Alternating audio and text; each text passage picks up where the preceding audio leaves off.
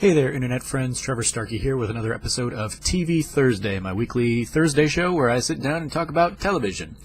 This week, because I'm now paying for HBO Now, I'm outside of my free trial period that I signed up for so I could watch Game of Thrones this season. I'm making the most of that subscription, and I sat down and watched the first season of Silicon Valley. That's a show that has always kind of been on my radar as something to check out, and a couple years ago when I was with my ex and we kind of were pirating her parents' HBO passwords and stuff, I watched a little bit of Silicon Valley, but I didn't make it through that first season. So, this last weekend I went through and just kind of watched all eight episodes of the first season and really enjoyed it. Had a lot of fun. Might have been 10 episodes. I don't know.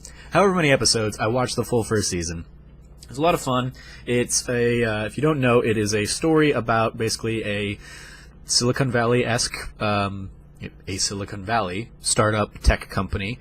It features Thomas Middleditch as its lead in the role of Richard Hendricks, he's this, your typical nerdy programmer guy, and he kind of stumbles into this potentially billion-dollar idea in his music app, because within the app itself there's a compression algorithm that can basically make file sizes way smaller without losing data and the power and stuff. So basically you can download things quicker because the files are smaller that you're making.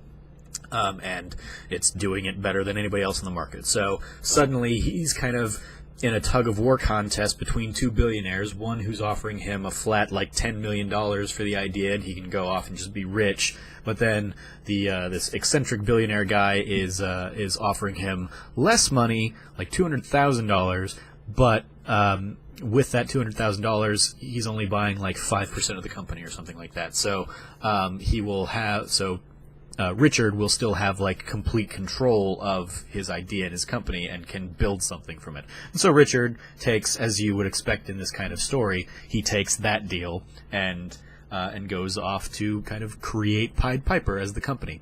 So you have a lot of the humor from this first season kind of emanating from the fact that Richard is a good programmer but has no idea what to do when it comes to building a company, so there's a lot of humor in terms of just even getting the name of the company, because it turns out there's already a company called Pied Piper in the California area, and so he has to go and negotiate a deal to get the naming rights for his idea.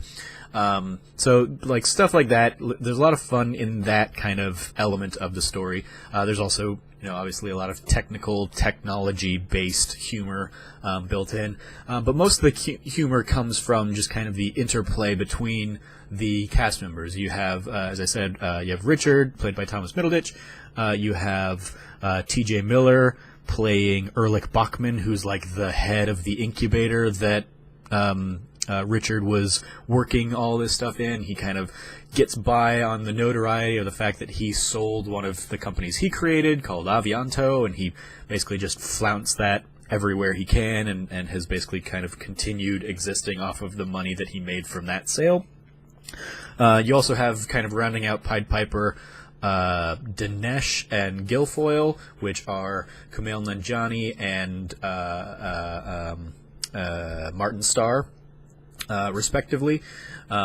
They're kind of the competitive, they're always butting heads programmers, and there's just a lot of fun kind of from the two of them anytime they're on screen together. And then kind of rounding out the group, you have Zach Woods, who plays Jared, who's kind of the, he's the guy that knows business, but he's awkward in every other asset. So that's kind of the team behind Pied Piper and kind of the core team of the series, and just lots of great comedic talent there.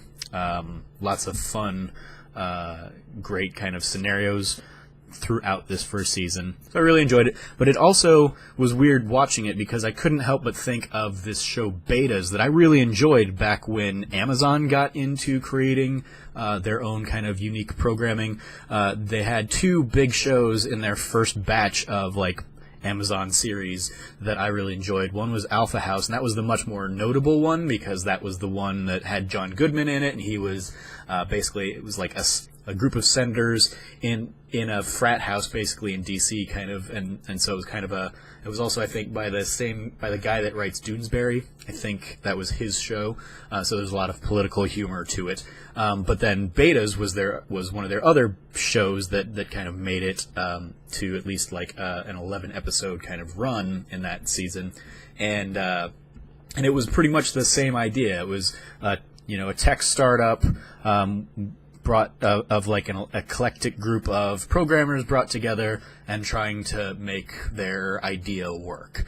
And so seeing Silicon Valley, which came out a year later, it kind of plays off of a lot of themes that are even talked about in the show and in the tech world, where, just because you're the first one to market doesn't necessarily mean you'll be the best.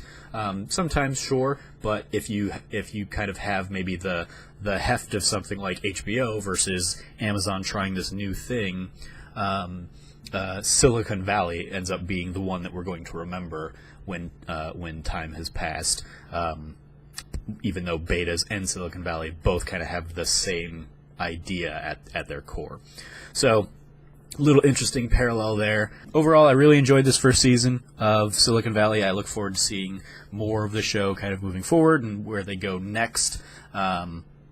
So yeah, those are my thoughts on Silicon Valley. Let me know what you think about the show in the comments below. As always, I've been your host, Trevor Starkey from TrevorTrove.com. You can follow me at SnarkyStarkey on Twitter. You can read the full review of the first season over on TrevorTrove.com with a link in the description below.